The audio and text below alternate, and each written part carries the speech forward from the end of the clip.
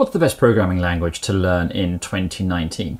It sounds like quite a simple question, but really the answer isn't that straightforward. I can't say to you, oh, you definitely need to learn this language or you should learn this language.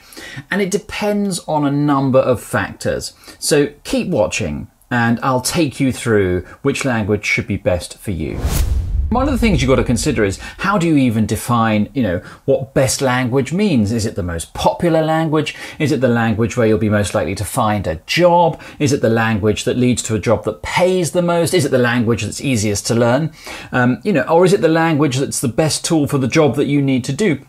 So there are quite a few measures as to what the best language is, and depending on what you need, that will vary according to your plans of how to use the language and your background. So let's just talk through a few things to begin with. Let's look at this page on Wikipedia. There's even a Wikipedia page that says measuring program language popularity.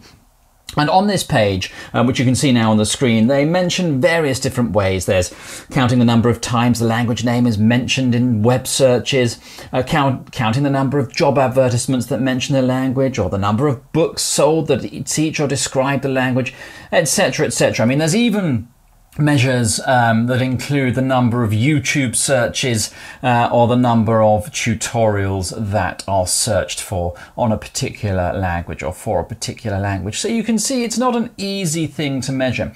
Now there is a company called TIOBE. That stands for the Importance of Being Earnest, which is a play by Oscar Wilde. Quite why it's called that, I'm not sure. Perhaps someone can tell me if you know. But they do a survey of all the languages, and it's a good page to sort of keep bookmarks so you can go back and visit it. But they measure the popularity of programming languages based on an index that they put together that consists of things that I've mentioned. So popular search engines, how many times they're searched in things as Google, Bing, Yahoo, Wikipedia, Amazon, YouTube, and Baidu.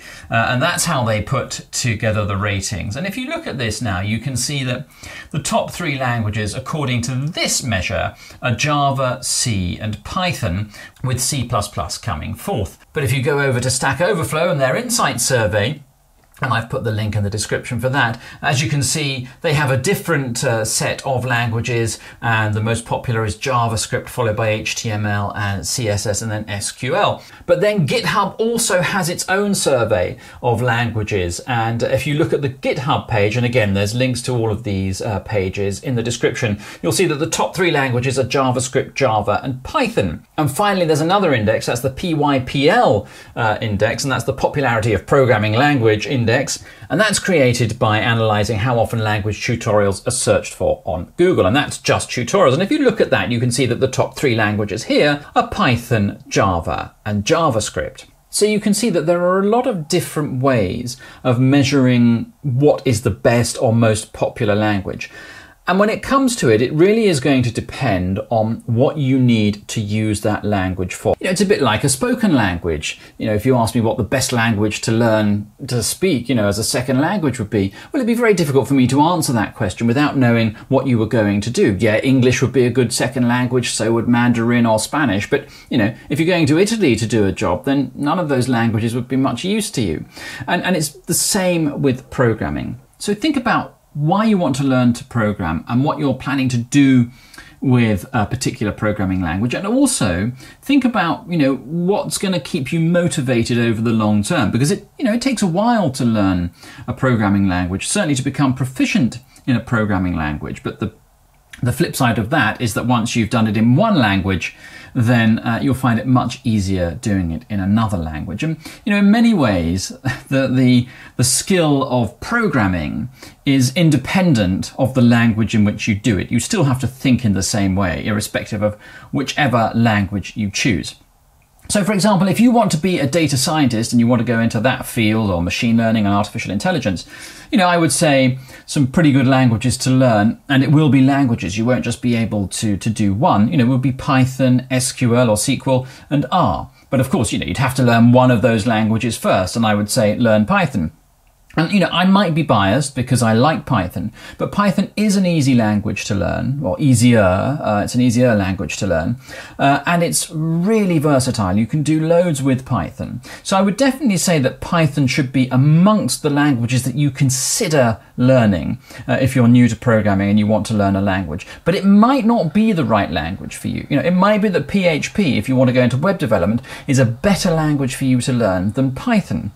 You know, and then consider the sort of the C-based languages. That's Java, C, C++, Objective-C. You know, they are very good languages. They have a lot of support. You know, and if you're going into an environment where these languages are used a lot, then, you know, I would definitely recommend that you learn that.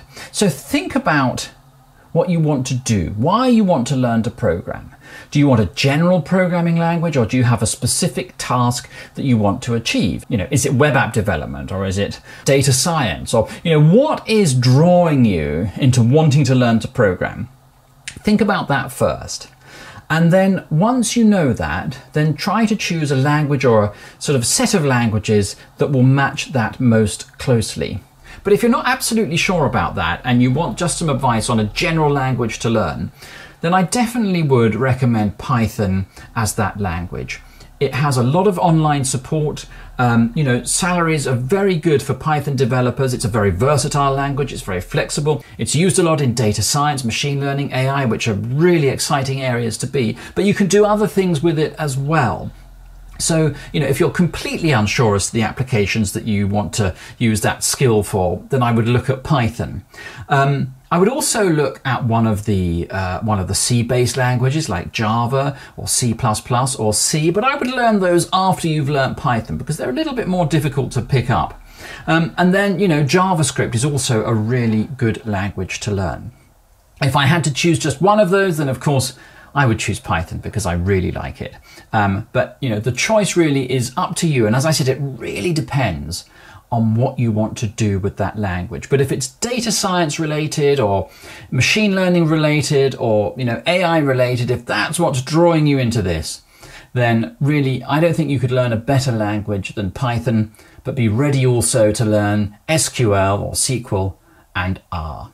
I hope that's been of some use. Now, I've put some learning resources for all of the languages that I've mentioned in the description. They're really good. They're ones that I have followed myself. I don't just link to anything in the description. I've also put links to the resources that I've shown you on the screen here.